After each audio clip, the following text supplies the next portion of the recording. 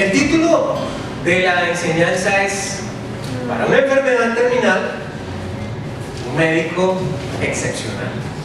¿Sí? Bueno, ese es el título de la enseñanza, ya van a ver por qué.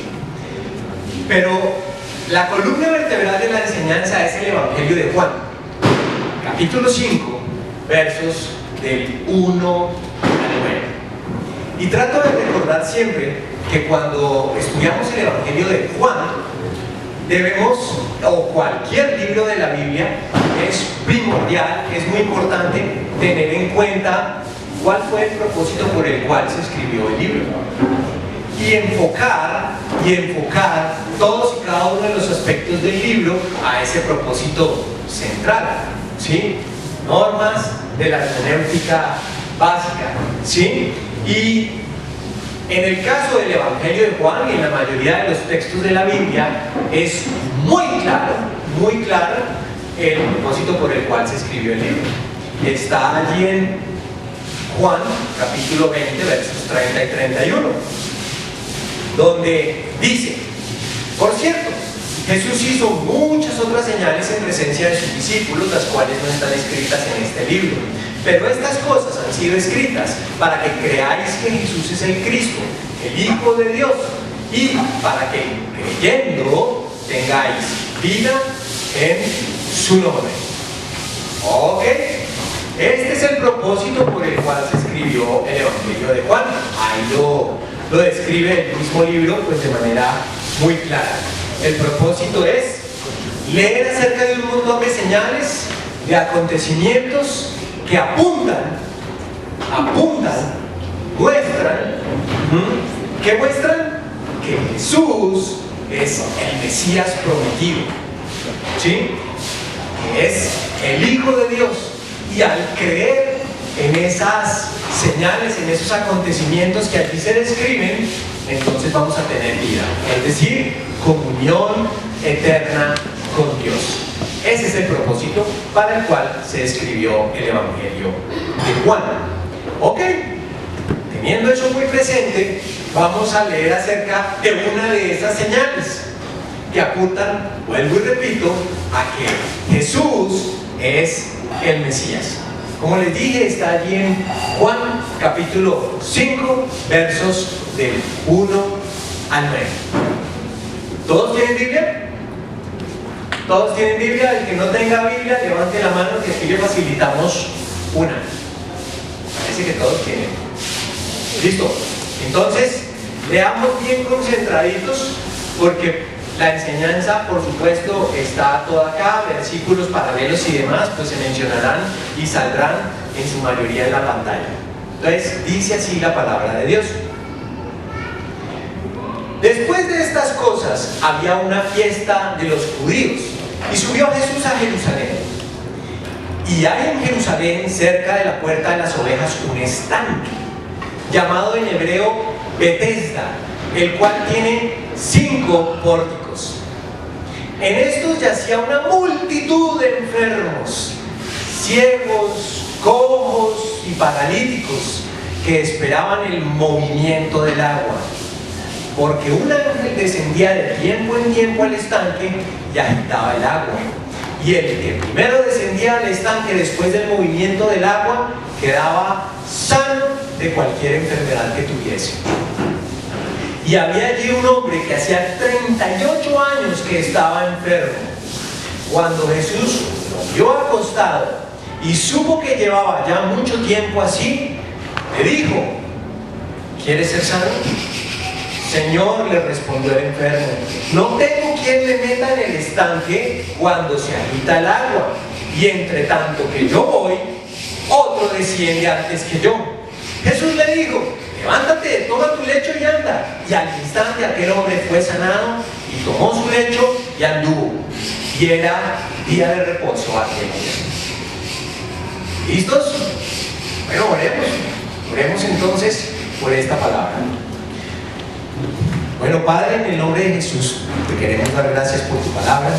Gracias por estas preciosas señales que tú nos has dejado allí escritas, con el propósito de que todos entendamos, creamos en Cristo Jesús como Señor y Salvador y podamos tener comunión contigo por la eternidad. Señor, que podamos estar bien enfocaditos, bien concentraditos durante la enseñanza. Nosotros nos disponemos de la mejor manera posible. Te pedimos, Padre, en el precioso nombre de Jesús, que quites de nosotros toda pereza, toda distracción, para sacarle el mejor provecho a esta enseñanza y que tengamos llenura de tu Santo Espíritu. En el nombre de Jesús te lo pedimos porque tu palabra, por supuesto que es espiritual, tiene origen espiritual y hay que discernirla espiritualmente. De manera, Padre, que te pedimos que nos des la capacidad de discernir estas cosas espiritualmente. Te pedimos todo esto en el precioso nombre de tu Hijo Jesús. Amén. Bueno, es un evento muy, creo yo, bastante conocido, ¿no? El milagro que Jesús hace allí en el estanque de Betesda. Y recordemos que este acontecimiento, que es un milagro, es una señal, apunta a que Jesús es el Cristo, el Mesías prometido. Y creo que en términos generales podemos dividir este texto, o el texto se divide, digámoslo así, en dos partes. Siempre que hay una curación hay dos partes: el médico y el enfermo, ¿no es cierto? El médico y el enfermo. En la primera parte creo que se describe el médico. Y lo ilustro de esta forma. Yo no sé si a ustedes les ha pasado que cuando llega uno a una consulta médica, a un consultorio donde está el médico, hay un montón de carteles pegados en la pared. Y empieza uno, muestre a ver este médico, este señor o esta señora, qué títulos tiene, ¿no? Y empieza uno a ver, médico cirujano de tal universidad, especializado en tal cosa. Y uno dice, bueno, yo vengo por eso, entonces más probabilidades de que le pegue el asunto. No, de pronto hizo otra especialización en otro lado. En fin, empieza uno a mirar ese tipo de carteles como para formarse una idea acerca de quién es ese médico, y empieza uno a entrar pues en confianza o en desconfianza respecto de si ese médico lo va a poder atender bien o no. ¿Sí? Yo creo que algo así, algo muy parecido es lo que ocurre en estos primeros versículos de Juan capítulo 5. Entonces, empieza el texto diciendo: después de estas cosas había una fiesta de los judíos y subió Jesús a Jerusalén. Por supuesto, todos sabemos que Jerusalén es la capital de Israel, ¿sí? Y en esa época, por supuesto, con mayor fuerza, el centro económico, cultural y religioso de Israel, ¿sí? Recordemos que Jesús en el capítulo 4 venía de cumplir con algunas labores ministeriales en Samaria, ¿sí? ¿Recuerdan? Después en Galilea y después, entonces, Juan nos lo describe aquí en Jerusalén, ¿sí? Y dice allí el versículo 2: y hay en Jerusalén, cerca de la puerta de las ovejas, un estanque llamado en hebreo Betesda, el cual tiene 5 pórticos. Yo creo que en gran medida Juan se toma la molestia de poner todos estos detalles para darnos a entender que esto que ocurrió. No son mitos, son acontecimientos históricos que han quedado registrados. Pero en un nivel adicional hay un simbolismo, hay una información que describe cosas acerca de lo que Jesús está por hacer, y acabamos de leer que es un milagro, la sanación de un enfermo allí en Betesda. Entonces, estaba allí Jesús en Jerusalén, y nos describe la palabra de Dios esta famosa puerta de las ovejas. Por supuesto que todas las festividades se realizaban en el patio o en torno al templo, ¿sí? Había una fiesta, dice allí, ¿no? Después de estas cosas había una fiesta de los judíos. Las fiestas, ¿con qué propósito se hacían principalmente? Hoy, ¿para qué celebramos el cumpleaños? Para recordar, ¿no es cierto? Para recordar que fulanito cumplió 15 o 18, para no hablar de más años, que a veces es un poco incómodo, pero para recordar, básicamente es que se celebran las fiestas. Para los israelitas era el punto de encuentro con Dios. Recordemos que Dios les ordenó que de manera muy especial construyeran un tabernáculo en el desierto, por decirlo así, un templo portátil, y este templo portátil tenía el propósito de ellos poder interactuar o comunicarse con Dios. Ese era el propósito del templo. De alguna manera, Dios habitaba en el templo, ¿sí? Hoy por hoy, el templo somos el conjunto de todos los creyentes. Somos nosotros mismos como creyentes, y Dios habita en medio de nosotros. Pero en ese momento el templo era el sitio donde estaba Dios, y Jesús seguramente estaba participando de esta fiesta, y dice que muy cerca de allí había una puerta de las ovejas. Recordemos que se nos está describiendo el médico. Nos estamos paseando por este corredor donde empezamos a ver un montón de diplomas acerca de la identidad de este médico. Jesús entonces seguramente está allí en el templo y empieza a desplazarse hacia la puerta de las ovejas. Una puerta bien particular, porque fue una puerta que se construyó para que las ovejas que iban camino al sacrificio, por allí era por donde entraban y salían las ovejas dispuestas para el sacrificio. Fue una puerta que fue reconstruida, de paso, cosa curiosa, con Dios no hay coincidencias. Lo que se está describiendo allí es un cuadro bien precioso. Pongámosle aquí bastante atención. Esa puerta fue en la época de Nehemías, cuando se estaban reconstruyendo los muros y las puertas de la ciudad, la única puerta y el único pedazo de muro que reconstruyó el sumo sacerdote.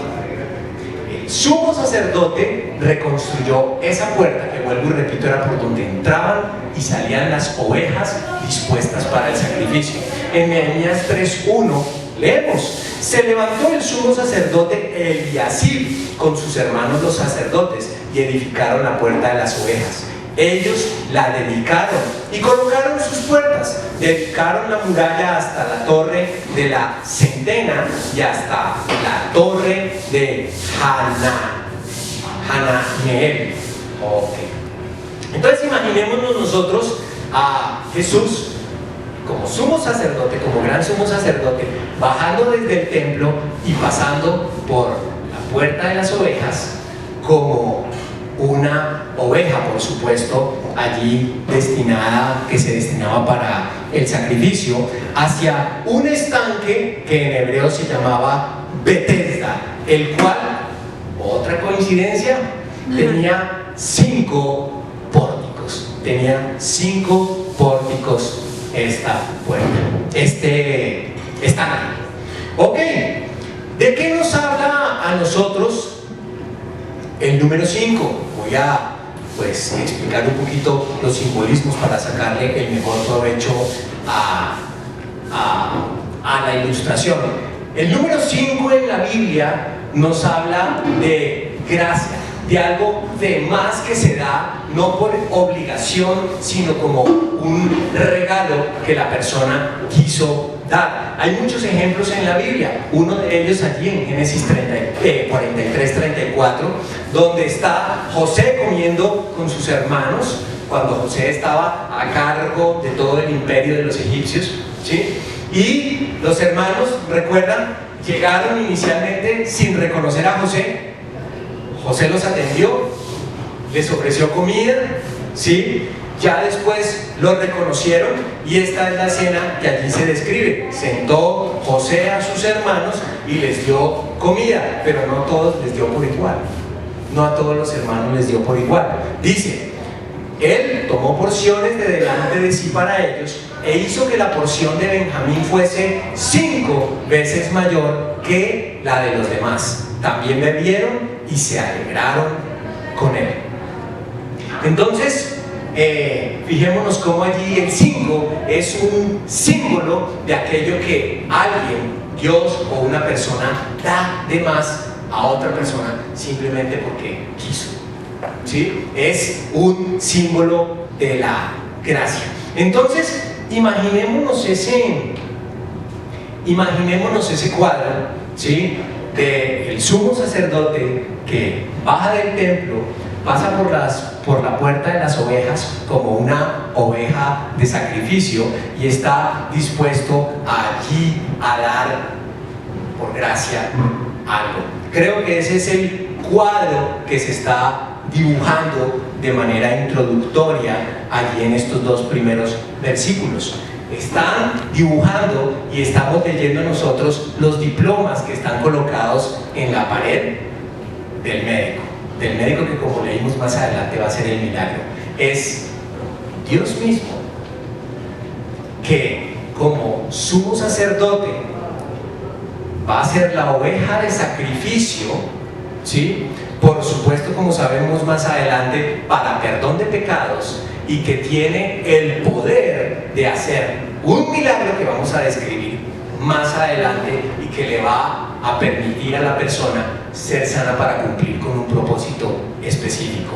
Pero creo que estos son los cartones de presentación de Jesús. Vuelvo y repito, es Dios mismo que estaba allí en el templo, sale de allí como sumo sacerdote y a la vez como oveja o cordero de sacrificio que se va a disponer a dar un regalo por gracia, no porque la persona lo mereciera, sino por gracia, con el propósito de sanarle, como leímos inicialmente. Esa es la carta de presentación del médico. Y a partir del versículo 3 vamos a leer un poquito acerca del enfermo. Vamos a empezar a describir al enfermo. Vamos a leer del 3 al 5. Dice, en estos, o sea, en el estanque de Betesda, el cual tenía los 5 pórticos, dice, en estos yacía una multitud de enfermos, ciegos, cojos y paralíticos, que esperaban el movimiento del agua, porque una vez descendía de tiempo en tiempo al estanque y agitaba el agua, y el que primero descendía al estanque después del movimiento del agua quedaba sano de cualquier enfermedad que tuviese. Y había allí un hombre que hacía 38 años que estaba enfermo. Cualquier parecido con la actualidad es mera coincidencia, ¿no? Una clínica llena de enfermos ahí en urgencias, los unos, no sé, con gripa, el otro recibió un tiro, bueno, no sé, todos hemos ido creo que a esos hospitales y el espectáculo no es así como muy agradable que digamos, pero yo creo que ese es el espectáculo que se encontró Jesús allí en el estanque de Betesda. Un montón de enfermos, ¿sí? Personas que estaban incapacitadas, ojo con esto, que es un enfermo. Una persona que está incapacitada para hacer el propósito para el cual fue creado. Eso es un enfermo. Una persona que no tiene la capacidad de desarrollar ese propósito, la actividad para el cual fue creado. Y este no era un enfermo cualquiera, era un enfermo bien especial. Llevaba 38 años sufriendo de parálisis. ¿Sí? ¿Por qué Jesús no escogió para hacer este milagro un ciego, o un sordo, o un cojo, o un manco? Escogió, por supuesto, a este enfermo para darnos una enseñanza específica y particular. En la Biblia encontramos en el Antiguo Testamento un gran enfermo que duró de la misma manera que este 38 años lisiado, y se llamaba Israel. Israel, una vez que salió de Egipto, grosso modo, atravesó el Mar Rojo, bajó y recibió las tablas de la ley en el monte Sinaí y subió, sigan la flecha esa roja, y subió hasta Cades Barnea, donde recibió la orden de Dios. Bueno, muchachos, ahora sí, a conquistar Canaán, a conquistar Canaán. ¿Y qué dijeron ellos? No, allá hay gigantes. Nos da miedo Dios y tú no eres capaz de defendernos de esos gigantes. Entonces, echamos rebelde. Y Dios les dijo, no, vayan. Yo les he dado esa tierra y ustedes la van a conquistar. No podemos. Tú no puedes hacer que nosotros conquistemos esa tierra. Echamos rebelde definitivamente. Les estoy resumiendo, ¿no? Y Dios dice, ok. Entonces se van a quedar vagando en el desierto hasta que toda esta generación muera. Y los pequeñitos que ustedes decían que en caso de que entraran a Canaán iban a morir, esos pequeñitos, una vez que crezcan y estén aptos para servir como guerreros, ellos van a ser de ustedes, pueblo de Israel, los que van a entrar en Canaán. ¿Sí? La parte interesante o que nos atañe, perdón, no interesante, toda es interesante, la que nos relaciona con este versículo que estamos viendo, con este acontecimiento que estamos describiendo aquí en Juan capítulo 5, está allí en Deuteronomio 2, versos 13 al 18. Miren cómo dice la palabra de Dios. Levantaos pues y cruzad el arroyo de Ceret. Así cruzamos el arroyo de Ceret. El tiempo que anduvimos desde Cades Barnea hasta que cruzamos el arroyo de Ceret fue de 38 años.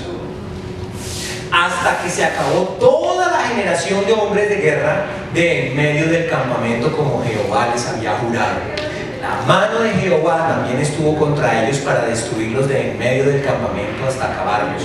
Aconteció que todos los hombres de guerra de entre el pueblo, Jehová me habló diciendo, tú pasarás hoy por el territorio de Moab, es decir, de Ar. Dicho de otra forma, digamos que la imagen es, había una enfermedad, había un cáncer que era esa generación. Una generación que básicamente no le creyó a Dios, se acobardó. Y necesitaba Israel ser sanado como pueblo de esa enfermedad, de ese cáncer, para que pudiera entrar a cumplir con el propósito para el cual Dios los había sacado de Egipto. ¿Sí me explico? Vuelvo a repetir para que tengamos un poco la imagen clara. Es que la Biblia está llena de simbolismos y hay que entenderlos porque el mensaje es precioso.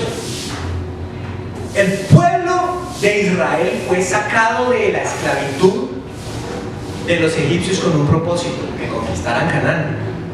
¿Recuerdan? Dios se lo prometió a Abraham, que es el padre de todos los israelitas. A ti y a tu descendencia les daré esa tierra. El propósito de haber creado a Israel fue, entre otras cosas, es conquistar Canaán. Pero la generación que fue liberada y que vio todos esos milagros se acobardó, no le creyó a Dios y echaron rebelde, como lo describí hace un rato. Ok, Israel como pueblo necesitaba ser sanado de ese carcoma, de ese cáncer de falta de confianza en Dios, de cobardía que les impedía cumplir con el propósito para el cual el pueblo fue creado y liberado de la esclavitud, como acabamos de leer aquí en Deuteronomio. ¿De acuerdo hasta ahí? Hay cosas que definitivamente no sirven o no pueden cumplir con el propósito para el cual fueron creadas. Yo encontré unos ejemplos para ilustrar, de pronto un poco bobos, pero que ilustran la cosa, ¿no? Ese es sofá servirá para cumplir con el propósito del sofá. No, ¿no es cierto? En absoluto. El que se siente ahí, pues va a pasar un mal rato, ¿sí? De la misma manera que este cubo Rubik, blanco por todos lados, pues tampoco va a cumplir con el propósito para el cual fue creado. Hay que hacerles unos cambios profundos para que cumplan con el propósito para el cual fueron creados. Y por supuesto que en el caso de Dios, discúlpenme la ilustración de pronto un poco torpe, pero Dios no opera de la misma manera. Dios crea con un propósito, es decir, la obra de Dios debe cumplir también con unos propósitos específicos. Eso es lo que Dios quiere de sus obras, de su creación. Y en el caso de nosotros, los creyentes, es lo mismo. Es lo mismo. Grosso modo, el cuadro más claro de la salvación en el Antiguo Testamento es la liberación de Israel de la esclavitud de los egipcios. ¿Qué tuvieron que hacer ellos para ser liberados de la esclavitud? Matar un cordero, con la sangre empapar dinteles y postes de las puertas para que el ángel destructor no entrara. Y después de eso, ¿qué iba a hacer el faraón, que es un cuadro de Satanás, por supuesto? Liberarlos, ¿sí? El que pusiera la confianza en Dios haciendo eso iba a ser liberado de la esclavitud. Para nosotros es lo mismo. Si ponemos nuestra confianza en ese sacrificio que hizo el Cordero Perfecto, Jesús Cristo, si ponemos la confianza en su sangre derramada en el sentido de que Él cargó con nuestros pecados, vamos a ser libres de la esclavitud del pecado. El cuadro es, o representa el cuadro del Antiguo Testamento, esa liberación de la esclavitud, pero Él no nos libera para que, bueno, ya quedaron liberados, ya hasta ahí llegó la cosa. No, Él nos libera de la esclavitud para que cumplamos con una serie de propósitos, varios propósitos: tener comunión con Él, hacer una serie de obras que Él ha estipulado debemos hacer, ¿sí? Y esto nos lo confirma el Nuevo Testamento allí en 2 de Pedro, capítulo 1, versos 4 al 9. Es uno de los versículos que nos habla de eso. Dice allí la palabra de Dios: mediante ellas nos han sido dadas preciosas y grandísimas promesas, para que por ellas seáis hechos participantes de la naturaleza divina. Está hablando ya de creyentes. Después de haber huido de la corrupción que hay en el mundo debido a las bajas pasiones. Y por esto mismo, poniendo todo empeño, añadir a vuestra fe virtud, a la virtud conocimiento, al conocimiento dominio propio, al dominio propio perseverancia, a la perseverancia devoción, a la devoción afecto fraternal, y al afecto fraternal amor. Porque estando estas cosas, porque cuando están estas cosas, ¿de qué? Porque cuando estas cosas están en vosotros y abundan, no os dejarán estar ociosos ni estériles. Me gusta como lo dice otra versión, que dice que evitarán que sean inútiles e improductivos, como un enfermo, como alguien que está completamente paralizado y no puede cumplir con el propósito para el cual fue creado. Entonces, no nos dejarán estar ociosos ni estériles en el conocimiento de nuestro Señor Jesucristo, pues el que no tiene estas cosas es ciego y tiene la vista corta, habiendo olvidado la purificación de sus pecados pasados. Entonces, lo que hace Dios, por supuesto, es liberarnos de la esclavitud para que cumplamos con un propósito que Israel no cumplió y tuvo que durar 38 años allí, el pueblo como tal, visto como un conjunto enfermo, sin poder entrar a Canaán. Nosotros como creyentes, exalto uno de los propósitos principales que tenemos: la gran comisión, evangelizar, que es dar a comunicar el evangelio, y discipular, que es enseñarles a otros a obedecer lo que Jesús nos ha enseñado. Mano en el corazón. ¿Lo estamos haciendo? ¿Estamos cumpliendo con el propósito para el cual Dios nos salvó de la esclavitud del pecado, de nuestras pasiones, etcétera? ¿O estamos como el inválido allí botado sin cumplir con el propósito para el cual Dios nos creó? ¿O estamos como el pueblo de Israel allí dando vueltas por el desierto, muriendo poco a poco? ¿Se imaginan ese cuadro? Es que es bien descriptiva, la ilustración es hermosa. El pueblo de Israel andando y todos estos personas que no confiaron en Dios, enfermos espirituales, digámoslo así, poco a poco muriendo, dándole paso a la nueva generación. ¿Cómo estamos? Esa creo que es el interrogante que debemos respondernos a nosotros mismos. Bueno, y sigue la palabra de Dios allí entonces describiendo en el versículo 5. Dice el versículo 5: y había allí un hombre que hacía 38 años que estaba enfermo. Versículo 6: cuando Jesús lo vio acostado y supo que llevaba ya mucho tiempo así, le dijo: ¿quieres ser sano? A mí esas preguntas de Jesús me causan curiosidad, por decirlo menos, ¿no? A los ciegos se les acercaba y les decía: ¿qué puedo hacer por ti? Y el ciego, yo me imagino rascándose la cabeza: pues Señor, quiero ver, ¿no? a esta persona que estaba enfermo y llevaba allí 38 años de enfermo, se le acerca y le dice: ¿quieres ser sano?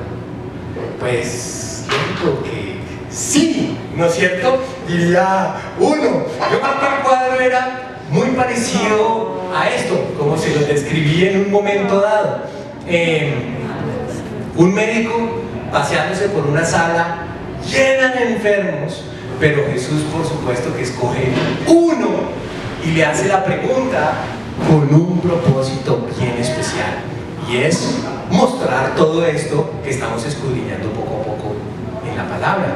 ¿Sí? Pudo haber escogido, vuelvo y repito, a cualquiera, porque eso ahí había un montón de ciegos, de enfermos, perdón, ciegos también seguramente, cojos, mancos, sordos, no sé, de todo había allí, agripados, de todo había allí seguramente. Entonces le pregunta a Jesús: ¿quieres ser sano?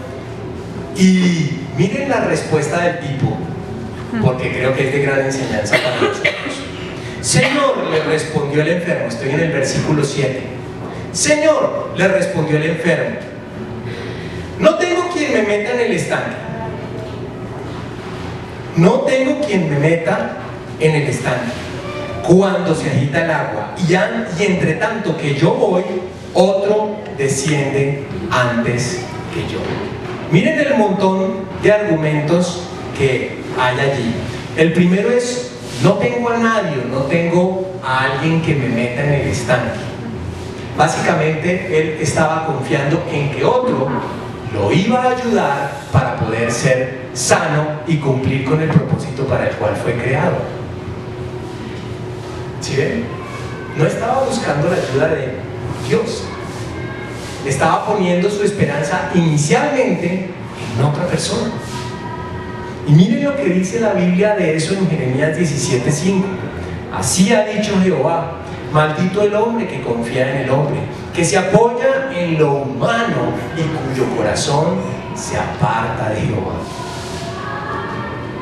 Para solucionar el propósito para el cual fuimos creados, no podemos confiar en el Señor. ¿Sí? Él estaba esperando que alguien, que otra persona, ¿sí?, le ayudara a solucionar su problema. Ok, ese es el primer punto: no confiar en los seres humanos para cumplir con el propósito para el cual fuimos creados.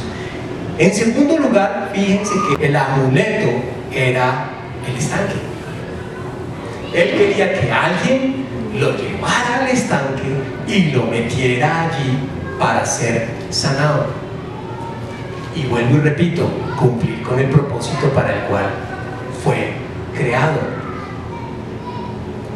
¿No nos pasa a nosotros que tenemos un montón de amuletos también en la vida?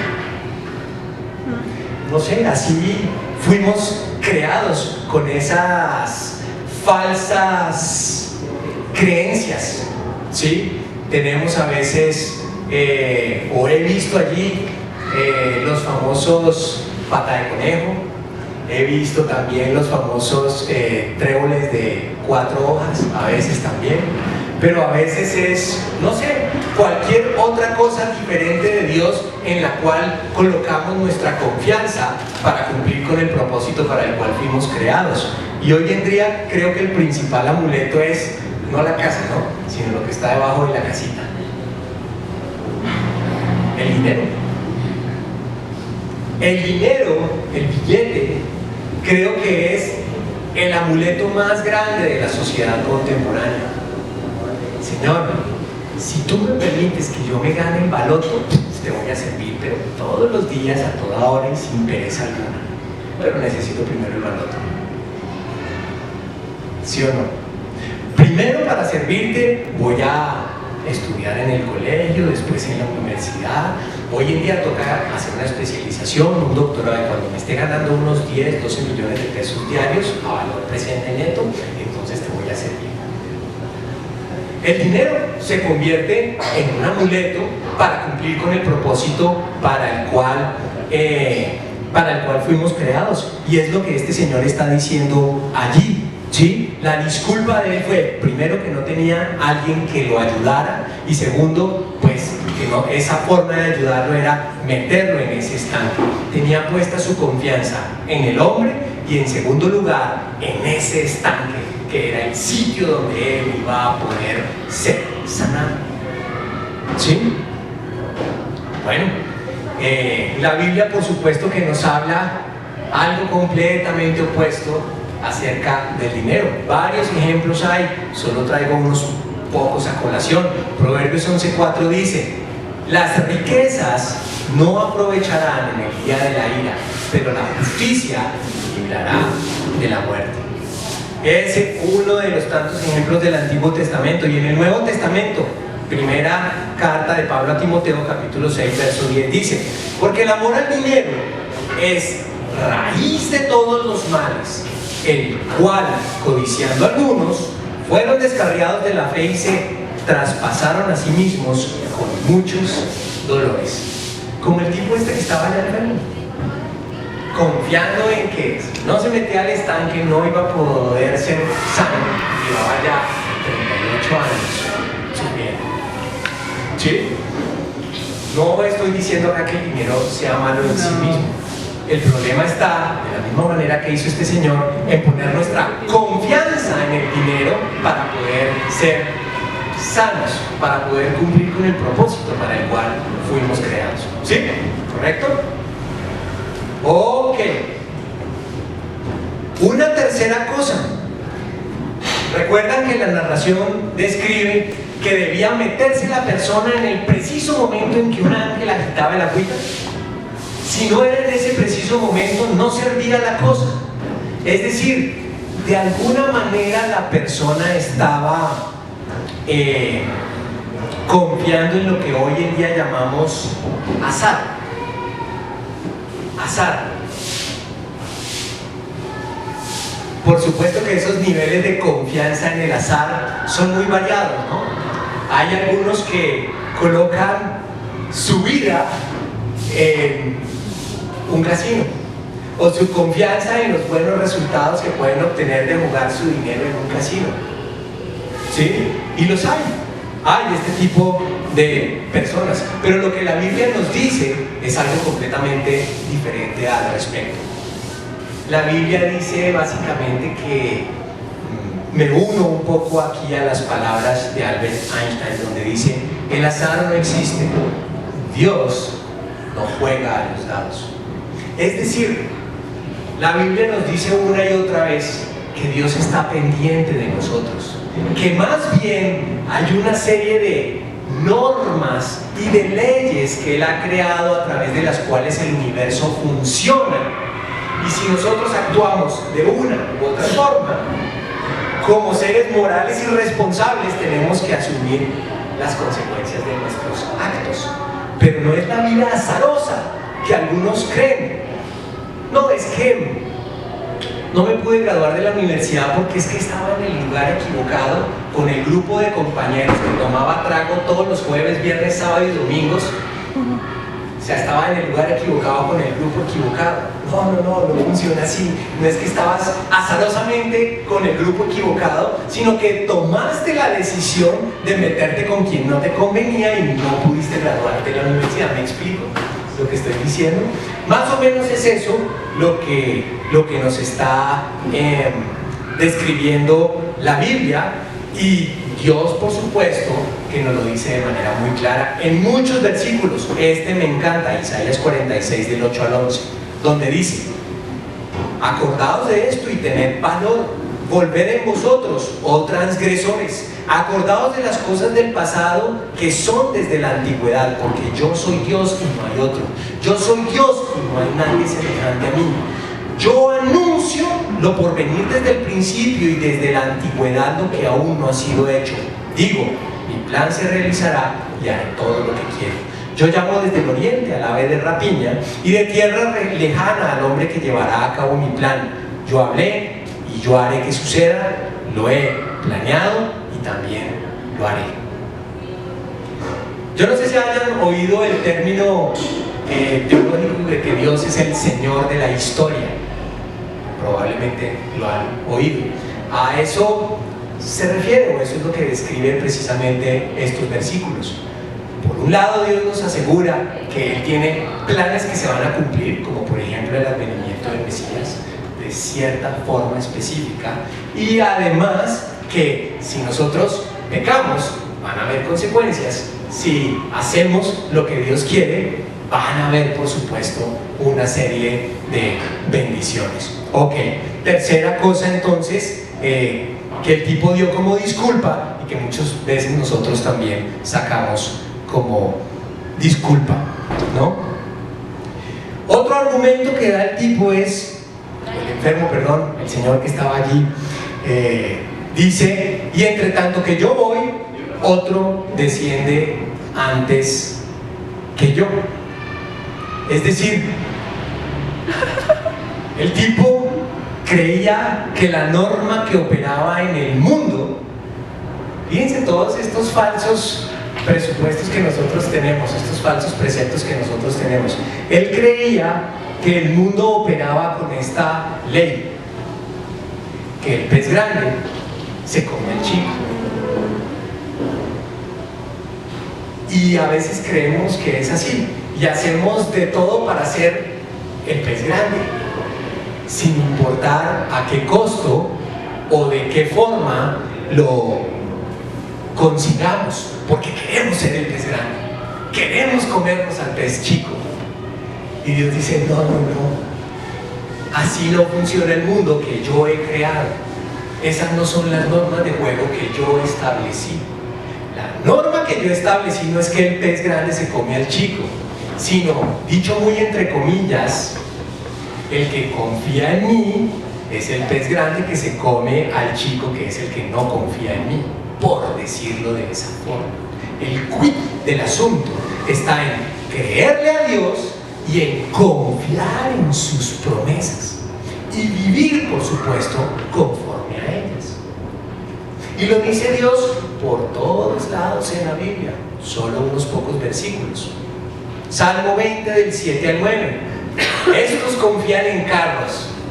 El pez grande, ¿no es cierto? El pez grande, haciendo alusión por supuesto a los egipcios. Estos confían en carros y aquellos en caballos, pero nosotros confiamos en el nombre de Jehová nuestro Dios. Ellos se doblegan y caen, pero nosotros nos levantamos y estamos firmes. Salva, oh Jehová, que el Rey nos oiga el día en que le invoquemos. Un montón de falsos presupuestos y esquemas de vida que tenía este tipo y por el cual no había podido ser sanado. ¿Sí?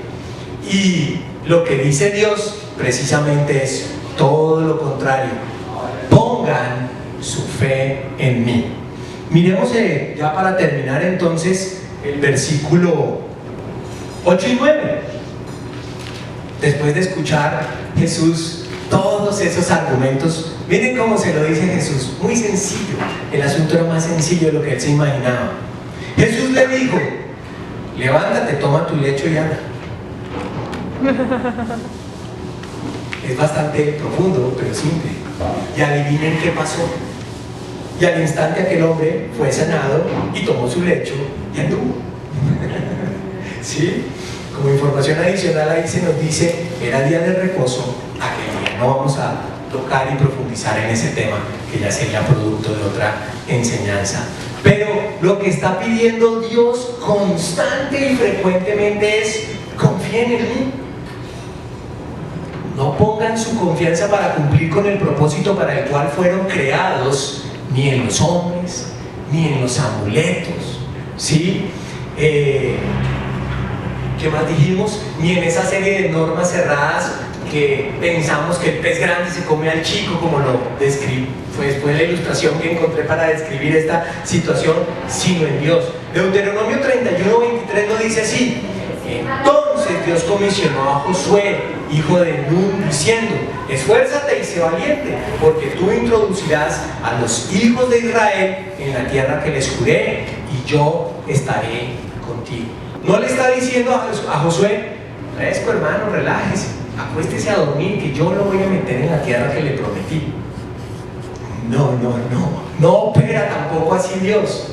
Esa no es la forma en que opera la soberanía de Dios. La soberanía de Dios opera diciéndonos a ti y a mí: esfuérzate y sé valiente, porque yo te prometí que te iba a dar eso y te lo voy a dar. Pero esfuérzate y sé valiente. Filipenses 1:6, ya para terminar, lo dice de esta manera: estando convencido de esto, que el que en vosotros comenzó la buena obra, la perfeccionará hasta el día de Cristo Jesús. Allí, esa es otra forma en que Dios nos dice a nosotros: toma tu camilla y levántate, ¿sí?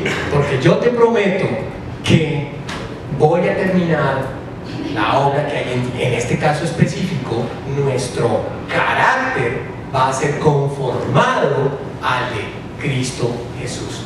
Pero vuelvo y repito, tenemos que ser esforzados y valientes en este propósito. Bueno, oramos.